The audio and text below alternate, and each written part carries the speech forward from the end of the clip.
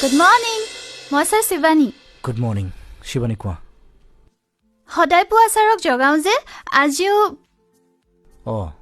সময় উঠা নাই কালি সোনকালে শুলে আৰ্জেণ্ট যদি মাতি দিওঁ নাই মই আপোনালৈহে ফোন কৰিছিলোঁ কালি ছাৰৰ মনটো অলপ বেয়া হৈ গ'ল যেন লাগিছিল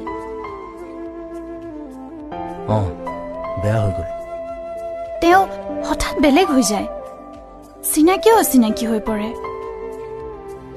তেতিয়া তেওঁ কাকো চিনি নাপায় এতিয়া ভালে আছেনে কালি মোৰো ভুল হৈ গ'ল মই ঘৰলৈ আহিও সেই একেটা কামকে কৰিলোঁ আচলতে মই একো নাজানো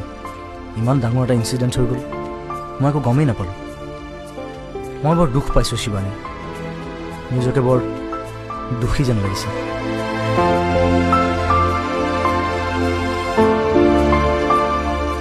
আমাৰ ব্যস্ততাই সকলো শেষ কৰিছে শিৱানী মই তাৰ ইমান কাষত থাকিও মই যেন একোৱেই নাজানো মই তাৰ ভনীয়েকৰ কথাও নাজানো তেওঁৰ কথা মই জানো ছাৰ জানা ইনফেক্ট তেওঁ মোৰ ঘৰৰ কাষতেই থাকে তোমাৰ ঘৰৰ কাষত ছাৰক তেওঁৰ কথা ক'লেও বেয়া পায়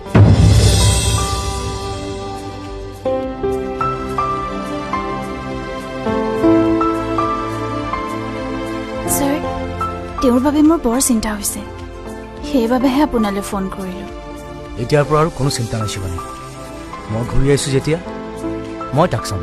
আপুনি ছাৰৰ ইমান ভাল বন্ধু বুলি মই পাছতহে গম পালোঁ আপুনিয়ে তেওঁক চাব লাগিব অনুৰাধাৰ কথাবোৰ তেওঁৰ মনৰ পৰা আঁতৰাই নিবলৈ আপুনিয়ে সহায় কৰিব লাগিব কিন্তু সেয়া সম্ভৱ হ'বও জানো শিৱানী অনুৰাধা ক'ত কেনেকৈ মইতো এতিয়াও সেইবোৰ কথা ফুকন ছাৰেহে ভালকৈ জানিব ফুকন ছাৰকতো মই লগ ধৰিবই লাগিব so' thank you see you in the office চাহ খাই লহি সি উঠিছে নেকি উঠিছে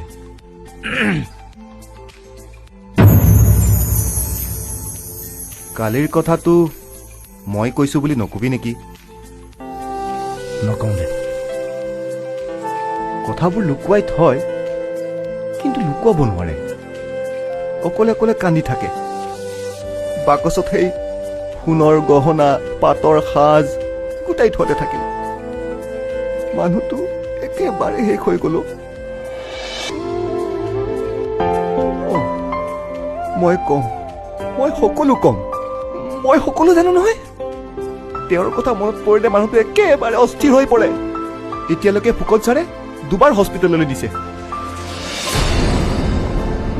অনিৰুদ্ধ তই তাক ভাল কৰিব পাৰিবিনে